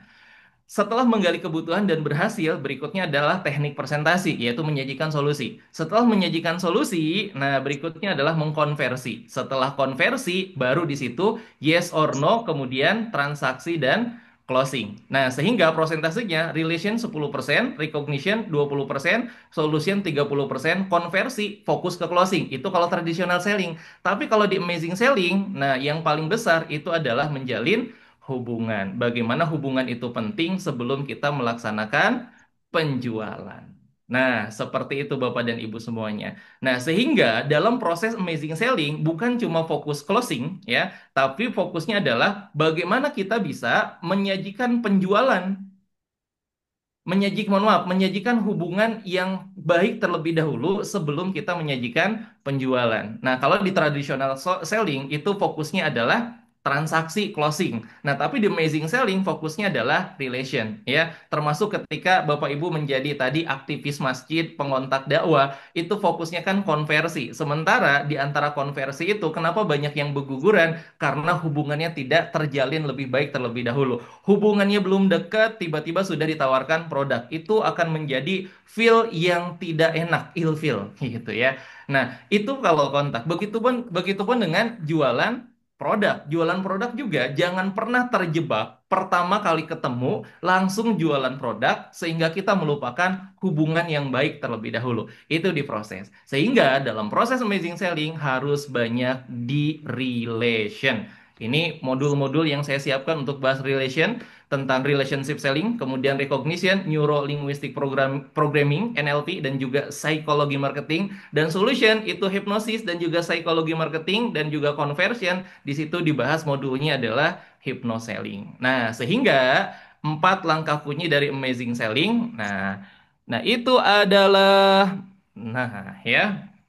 Relation, recognition, dan juga solution, menjanjikan solusi, dan juga conversion. Nah, maka Bapak Ibu yang terakhir, menjual bukan soal memaksa orang lain membeli, tapi tentang membantu orang lain mendapatkan apa yang mereka butuhkan dan apa yang mereka inginkan. Maka Bapak dan Ibu semuanya yang ingin belajar terkait dengan bagaimana Amazing Selling Masterclass, maka saya mengundang Bapak dan Ibu semuanya untuk bisa hadir di kelas terdekat saya. Terima kasih Bapak dan Ibu semuanya. Kurang lebih maaf. Assalamualaikum warahmatullahi wabarakatuh. Waalaikumsalam warahmatullahi wabarakatuh. Selling amazing mastery. Ini amazing selling mastery atau selling amazing? Oke, baik. Siapa yang mau jualan, Bapak Ibu sekalian? Belajar lagi lebih dalam. Waduh, saya juga harus belajar. Saya tuh Bapak Ibu sekalian, hal yang paling dan masih menjadi ketakutan itu jualan, gitu. Saya, ini jualan misalkan umroh gitu kan. Saya kan insya Allah nanti Oktober bimbing umroh ya. Bersama Mas Mario Irwin Syah, gitu. Ini saya tuh nggak berani ngomong mau umroh aja nggak berani, gitu. Itu jualan, Zat. Jualan ya. Oke, baik Bapak Ibu sekalian. Aduh, makasih Kang Ramli sudah ngasih kita insight dengan 5 on ya, amazing selling. Nah, insya Allah mudah-mudahan kita makin bukan hanya terkait dengan keberanian menjual ya, tapi juga ada skillnya yang harus kita install dan harus kita latih. Dan bagi kita yang belum punya skill, nah berarti berbicara tentang mindset ya terlebih dahulu terkait dengan selling. Nah, Pak Satria juga sama nih, biar BBKS-nya bisa laku lebih jos lagi harus belajar nih sellingnya ya. Baiknya juga begitu, biar webnya viewernya ya 10.000 lah per hari gitu kan. Itu harus jualan lagi ya. Oke, baik Bapak Ibu sekalian, kita sudah berada di penghujung acara. Mohon maaf tidak ada sesi tanya jawab ya untuk kelas kita malam hari ini. Tapi minimal kita bukan tapi ya. Alhamdulillah kita sudah bisa banyak belajar dari para pembicara kita. Dari Mbak Ika kita belajar tentang bagaimana menulis. Dan benar ya Bapak Ibu sekalian, ketika kita berani menulis benar-benar tulisan itu menjadi kalau tadi apa perkataan Imam Ali ya. Ya, ketika kita berani menulis, kita itu akan ada sesuatu yang ditinggal, ya. Walaupun kita sudah meninggal. Salah satu ini juga saya berbuah dari ilmunya Mbak Ika nih, berani menulis. Nah, ini buku saya Membelah Hikmah, Ubah Sabar Jadi Syukur. Ini juga karena keberanian, gitu kan. Awalnya sih nggak berani, gitu kan. Ternyata setelah ditulis, alhamdulillah ya, gitu. Dan beberapa, bukan beberapa ya, yang beli-beli itu, makasih Ustaz, makasih, gitu kan. Yang dari Malaysia ini belum nih, belum beli nih. Ya, nanti Mbak Zahara ya, Bu Zahara bisa pesan ke Kang Ramli atau Mbak Jessi ya.